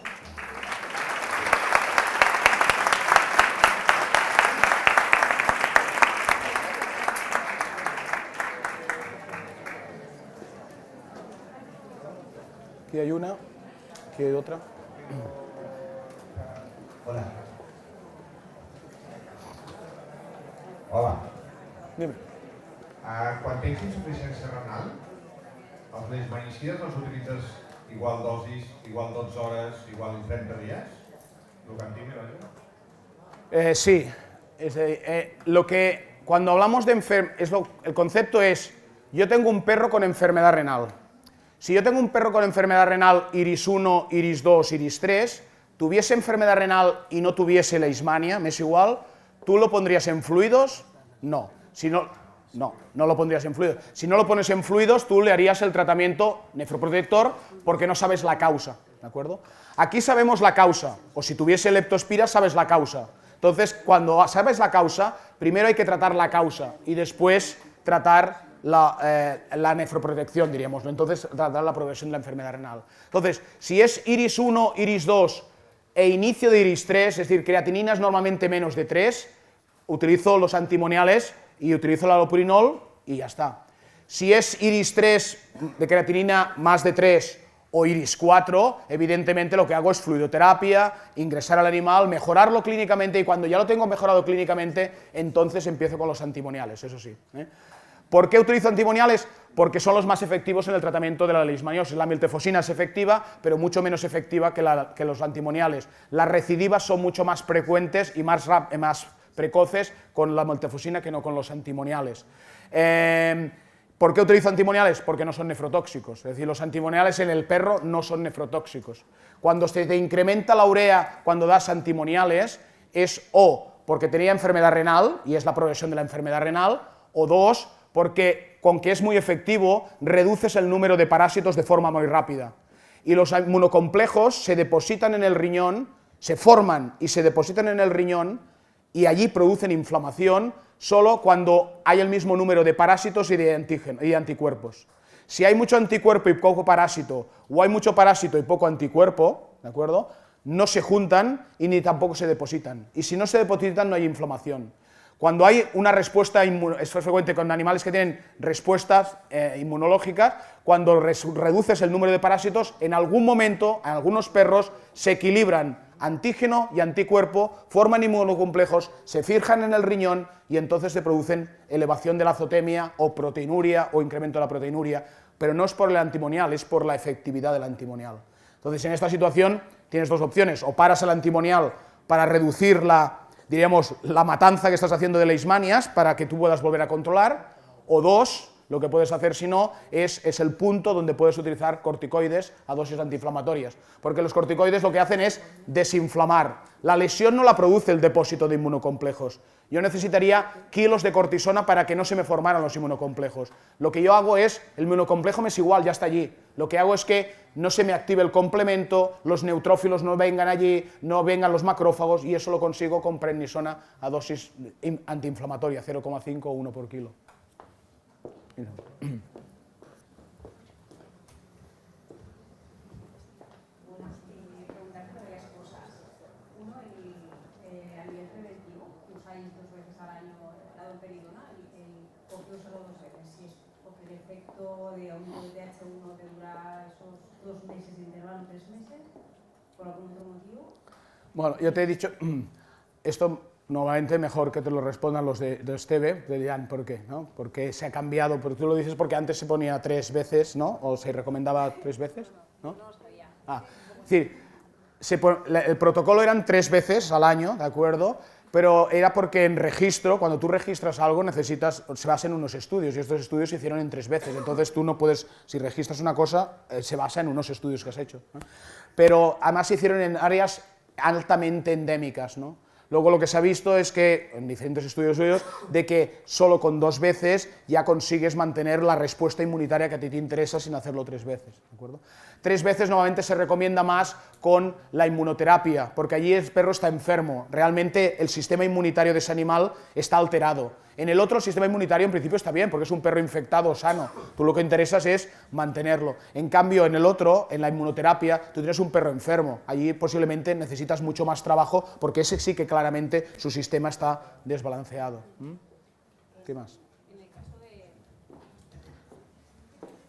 del uso cuando ya están enfermos, que harás primero el mes de antimoniales y cuando has terminado utilizas la domperidona o usas todo el inicio a la vez. La inmunoterapia en principio va asociada a tu tratamiento, es decir, tú haces tu tratamiento convencional y entonces eliges tu inmunoterapia, ¿de acuerdo? A día de hoy, la única inmunoterapia con estudios y que se ha visto que es efectiva para la leishmania es la domperidona.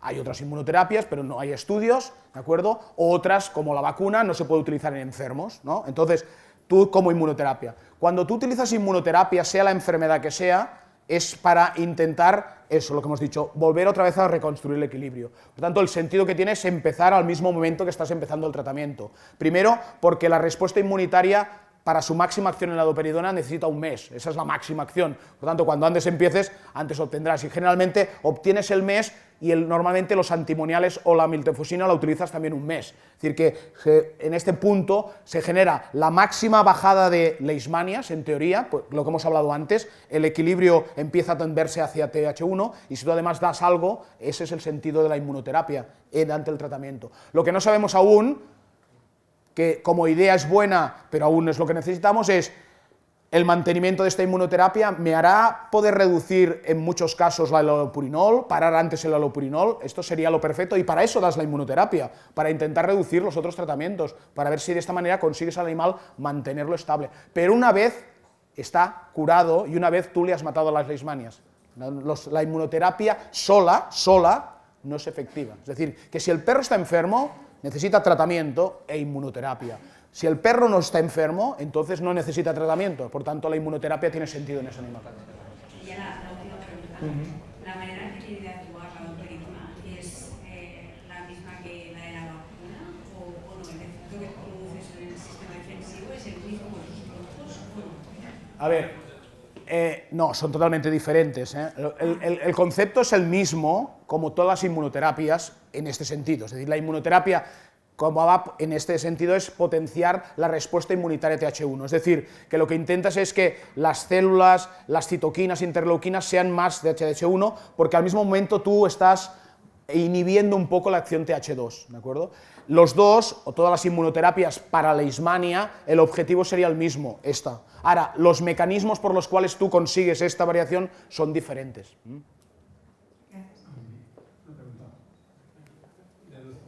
Perdona, si lo decías por el hecho de combinar, son mecanismos diferentes, por tanto potencialmente si quieres puedes combinar, pero no van por diferente manera. Sí, dígame. De lo que has explicado del uso de la frecuencia de usar la domperidona, entiendo que no hay que administrarlo, no lo necesitan las perras enteras. ¿Las perras enteras? Sí, una perra que no esté esterilizada ¿Para qué? Tendrá un pico de prolactina durante un tiempo muy alto en la pseudogestación, ¿no? 2 veces al año. A ver, no todas las perras tienen pseudogestación, por tanto no todas las perras tienen prolactina. Evidentemente, tú lo que estás haciendo aquí es potenciar una acción con picos de prolactina para que se vaya actuando. En ese momento tú tienes esa prevención, pero no sabes ni lo que te dura, ni tampoco es homogénea en todas las perras, ni se produce en todas las perras. Tú no puedes estar esperando si esa perra te va a tener pseudogestaciones o no, y tampoco sabes lo que te dura ni el pico que se ocurre. Esto lo que se sabe en la domperidona, y por eso es lo que se ha estudiado en los estudios, es lo que te producen es unas respuestas ya estudiadas de producción de prolactina de la que te interesa durante un tiempo que te mantiene esa respuesta inmunitaria. Los otros tipos de respuesta, evidentemente, pero yo no sé si un pico altísimo me va a hacer lo mismo que un pico continuo durante varios días, que es lo que busca la domperidona. Pero bueno, Josep conoce mucho más todo esto y si quiere aportar algo, lo puedes decir. Respecto a perras enteras tal cual, yo estoy completamente de acuerdo que no tienes una idea clara de cuándo tienen los picos de prolactina ni lo que duran. Por lo tanto, creo que hay que aplicar la dopamina tal cual como si fuera un macho. Otra cosa es las perras que están en lactación.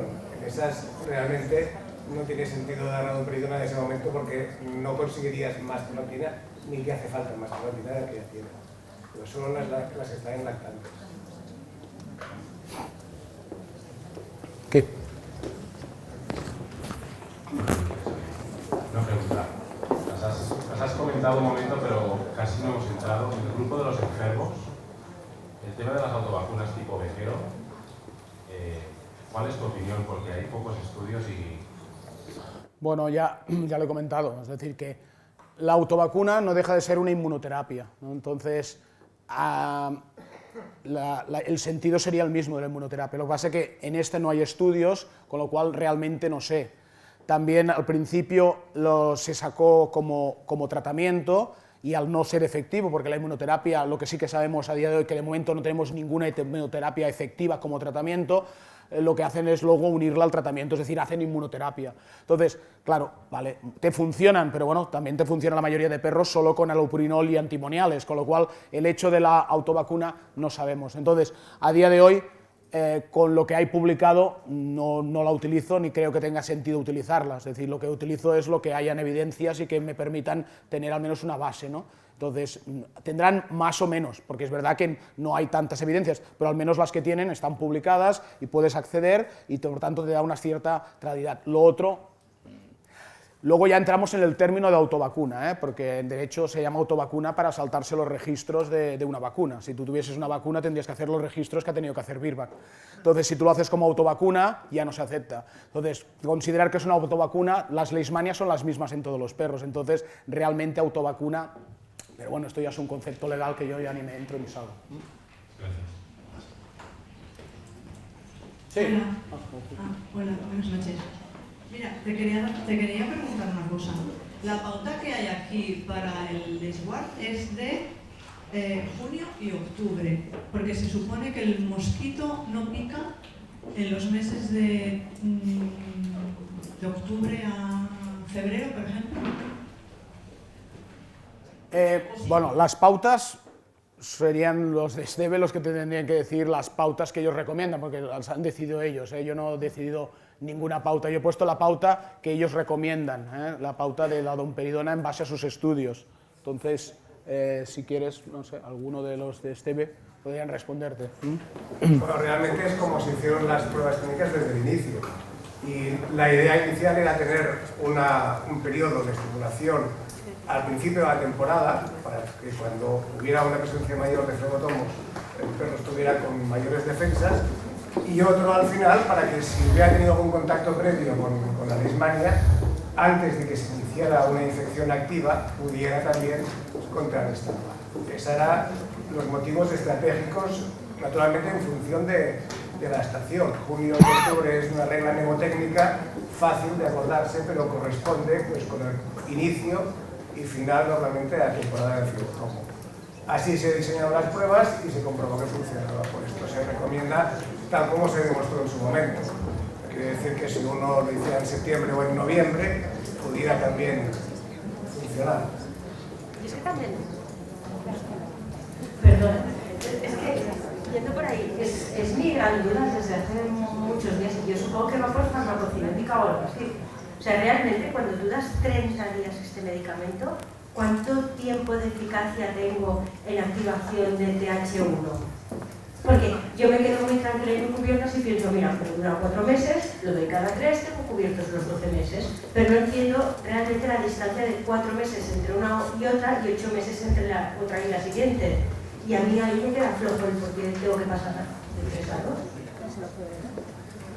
Claro, el hecho de no recomendar un tratamiento específicamente durante el invierno es porque si tenemos el animal inmunocompetente al final de la temporada, sería octubre, pongamos noviembre máximo, durante el invierno es muy difícil que se exponga a nuevas picadas de junio. Luego, en junio, es posible que ya hayan flebotomos, pero los flebotomos del inicio de la primavera son flebotomos que todavía no han tenido tiempo de infectarse picando otros perros, por lo cual son menos infectivos los de inicio de la primavera que los del final del verano. Es una cuestión más o menos de gestionar el riesgo para no estar continuamente estimulando el sistema inmune. Esa es la idea que se diseñó, era simplemente tener los momentos clínicos con la mayor protección para tener un programa, digamos, anual. Dentro de eso, si uno cree que tiene una zona como el sur de España donde los flebotomos inicie su actividad en vez de finales de marzo o abril, pues puede adelantar el tratamiento a mayo, tranquilamente. Pero esos flebotomos normalmente son menos infectivos que los que tenemos más adelantado el verano, que ya han ido picando a diferentes perros que tenían que estar enfermos de leishmania y se han ido cargando ya de tomas. No sé si esa es la respuesta. Hola, buenas noches. Yo quería hacer una pregunta respecto a ese grupo numeroso que tenemos de perros que suelen ser los que son infectados o enfermos. Muchos de estos animales son atópicos y están tomando tratamientos también que estamos actuando sobre su sistema inmune. Dígase la atópica, la ciclosporina, tratamientos con córticos puntuales, inmunoterapia. Entonces quería saber qué hacemos con estos animales, con la domperidona, qué estamos haciendo con su sistema inmune, por un lado o por el otro. Gracias. A ver, evidentemente cada caso es diferente, ¿no? Y si un animal está tomando tratamiento inmunosupresor, evidentemente cualquier tratamiento que tú des para potenciar el sistema inmunitario, la eficacia que tiene pues no será la misma, eso está claro. Por eso has de recordar que la base de la prevención son los piretroides, ¿de acuerdo? Y junto con los piretroides, todos los perros han de llevar piretroides. Luego, si tienes un animal que lo estás hinchando de cortisona o de ciclosporina, no tiene mucho sentido que le empieces a dar domperidona, ¿de acuerdo? Porque estarás seguramente haciendo un gasto que no sabes si la respuesta será eficaz o no. Igual que no tiene sentido que lo vacunes, pero lo vacunes de nada, ¿no? Es decir, que en ese punto lo que has de valorar es el riesgo entre la enfermedad o las diferentes patologías. Tanto, en las circunstancias en las cuales puedas tener una alteración evidente, pues posiblemente no es el momento en que le hagas el tratamiento, pues a lo mejor tiene más sentido retrasarlo. Tú ya le estás haciendo prevención, en el caso de prevención, tú le estás haciendo prevención porque le estás haciendo los piretroides. Y además a más, pues cuando ya no tengas esa dosis tan alta de lo que estés utilizando, pues entonces utilizas la domperidona. Otra cosa es en el tratamiento. Claro, evidentemente, si tú tienes un perro atópico que además está enfermo de leishmania, bueno, ahí es donde tú has de jugar en qué es más grave o cuál es la situación grave. El perro está fatal, está infectado de leishmania, pero en cambio está enfermo de atopia o está enfermo realmente de leishmania, entonces has de decidir cuál es el tratamiento que has de preventar. Uno no va tan bien para el otro, pero por eso has de decidir. Esto nos pasa en muchas enfermedades, que tienes más de una y lo que va bien para una no va tan bien para la otra. Entonces, la decisión de un tipo de producto o de otro, de tratamiento, va en función de cada paciente.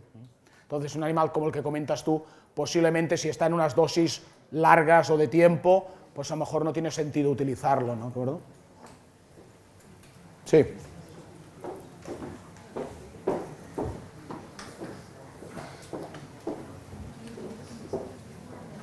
Hola, Xavi. Yo quería hacerte unas cuantas preguntas. Una es, el efecto de la dieta para la prevención de cálculos de santina cuando está tomando lo que es... ¿Qué tal? A ver, las dietas no previenen ninguna dieta, es decir, excepto los cálculos, los urolitos de estrubita son los únicos que, una vez formados, tienes dieta para intentarlos deshacer, ¿de acuerdo? Es decir, todos los demás cálculos, incluidos los de xantina, no se deshacen con la dieta. Es decir, que la idea de la dieta es aplicarla antes de que tenga el urolito, ¿de acuerdo? Entonces, cuando tú tienes un perro con leishmania y lo estás tratando con allopurinol, la mayoría de perros con allopurinol tienen xantinuria. El grado de xantinuria es variable, ¿de acuerdo? Es igual que el grado cuando tienes un perro con cristaluria de estruvita, tienes cristaluria, pero eso no quiere decir que vaya a tener un cálculo, porque depende de muchos factores. Pero si el cálculo, si la xantinuria es elevada y con que le has de estar dando tiempo, el alopurinol, vamos igual que como antes con él comentábamos lo de la atopia. Yo si tengo un perro que tiene leishmania, pero me tiene xantinuria, pero de leishmania está clínicamente mal, lo que me interesa es controlar la leishmania. Por tanto, me focalizo más en esto y posiblemente en este animal le añadiría una dieta de control de la xantinuria para ver si de esta manera puedo mantener la misma dosis de alopurinol, pero sin tanto efecto en xantinuria. En cambio, si tengo un perro que lo tengo controlado, ya está hace tiempo, no tiene cálculos, pero hace tiempo que está con tratamiento, está bien estable, a lo mejor más que cambiarle la dieta, lo que haría es reducir la dosis de alopurinol para tener menos xantinuria o incluso pararle el alopurinol si no le hace falta. Sí, bueno, lo que yo me refería es que si había un estudio que dijera la eficacia, por ejemplo, de yo cuando hay un perro que lo pongo alopurinol, recomiendo ya la dieta. Puedes eso. Hay un artículo publicado en la revista francesa del control con la dieta Royal Canin, del UD, de control para el control del tratamiento con alopurinol, y hay una clara reducción de la xantinuria en los perros que toman la dieta. Así que sí, es decir, que hay estudios que si le das la dieta tienes menos producción de xantina. Y después hay una cosa que me preocupaba. Yo he tenido algunos casos de perros con antimoniatos tienen problemas hepáticos alguna vez. Por eso yo me decidí pasarme a la miltefosina, que fuera menos efectivo, era más seguro. ¿Tú qué opinas? A ver, en principio no está dentro. A ver, todos los medicamentos pueden dar reacciones idiosincráticas y afectarte el hígado, ¿no? El alopurinol afecta mucho más el hígado que no los antimoniales. Es decir, que si tienes hepatopatía es más frecuente asociada al alopurinol que no asociada a los antimoniales. En los antimoniales en principio no hay descripciones de enfermedades hepáticas. Ahora, un perro puede tener enfermedad hepática igual que otro animal, a lo mejor con miltefosina o con otra cosa. Depende de una reacción. No es que ese producto dé siempre hepatopatía, sino que algún animal puede tener hepatopatía asociado a algunos medicamentos, ¿no? Entre ellos esto. Vale. El alopurinol, la miltefosina no te produce hepatopatía, pero en todos los perros te eleva la LT. Es decir, que recuerda que cuando des miltefosina, la LT se te eleva, pero no, y es por la miltefosina, ¿no? Y la última ya sería, si en ningún caso se ve en un animal que viene con insuficiencia renal, no hay una reversibilidad total de la insuficiencia renal cuando tratamos leishmania, ¿no? Sí, bueno, no depende de la leishmania. Es decir, cuando tú tienes enfermedad renal, si la enfermedad renal es aguda, se puede curar, porque no es una enfermedad, se llama digamos una lesión. Pero si la enfermedad renal es crónica, sea de la causa que sea, ya no hay cura. Tendrás una enfermedad renal crónica y tu objetivo es evitar la progresión. Cuando es enfermedad renal aguda, tú tratando la causa, lo que sea, puedes conseguir curar y dejar ese riñón totalmente normal. La causa de una enfermedad aguda hay muchas enfermedades. Leishmania puede ser una, es decir, hay perros de leishmania que vienen con enfermedad renal aguda. Si es enfermedad renal aguda y es leishmania, y tratas la leishmania y la enfermedad renal aguda, a lo mejor ese perro queda sin enfermedad renal. Si es enfermedad renal crónica, ya no. Lo que conseguirás es mejorarlo y evitar la progresión, pero nunca te volverá a ser un riñón normal. Entonces, la pregunta sería, en estos casos que son crónicos, y que tú sabes, el típico perro, ¿no? Que anemia, en mal estado general, que sabes que es crónico, en estos casos que realmente ya sabes que va a ser necesaria una medicación nefroprotectora, ¿tú no lo iniciarías al mismo tiempo? Por ejemplo, en un perro que tenga un buen estado general, etcétera, que puede ser agudo, en este caso estoy de acuerdo contigo 100% en el que es feminicida y sintomático, y el otro, pues a ver qué pasa. Pero en estos casos crónicos, que sabes que lo vas a tener que poner igualmente, claro, desde el punto de vista veterinario, dices, me interesa saber qué proporción es más importante, ¿no? Pero si este animal acabará con un nefroprotector. Yo creo que sería perder un poco el tiempo, ¿no? Bueno, no es perder el tiempo por dos motivos. Uno, porque cuando tratas la causa, muchas veces la enfermedad renal mejora. No se cura, pero mejora. A lo mejor era un iris 1 con 2,3 de proteinuria y algunos con tratamiento de leishmania te pasan a un iris 1 con 1 de proteinuria. Es mucho mejor tener 1 que tener 2, ¿no? Y el tratamiento es diferente. Ahora hemos bajado en el tratamiento, porque hasta ahora se empezaba a utilizar nefroprotectores a partir de 2 de ratio proteína creatinina en iris 1. Ahora lo empezamos con 0,5. Con 0,5 ya empezamos los nefroprotectores. Pero lo interesante es, si yo tengo 0,7 o 1, a lo mejor solo con leishmania, y esto sí que tenemos estudios publicados, lo paso a 0,4. Si es 0,4 yo no necesito darle ningún tratamiento. No hay ningún tratamiento demostrado que con 0,4 de proteinuria sirva de nada dar dieta de prescripción renal o dar IECAS. Y el segundo motivo es porque cuando los tienes que dar hay que ser progresivo. Primero, porque necesitan tiempo. Y segundo, para saber exactamente qué estás haciendo. Entonces, cuando tú empiezas con dieta con nefroprotector, lo primero que hago es dieta de prescripción. Tú empiezas con la dieta de prescripción renal y haces un mes solo con dieta de prescripción renal. Y cuando llevas un mes con dieta de prescripción renal, que el perro te la come bien, todo está bien, entonces valoras el riñón. Y si aún sigue habiendo proteinuria, entonces añades un IEK.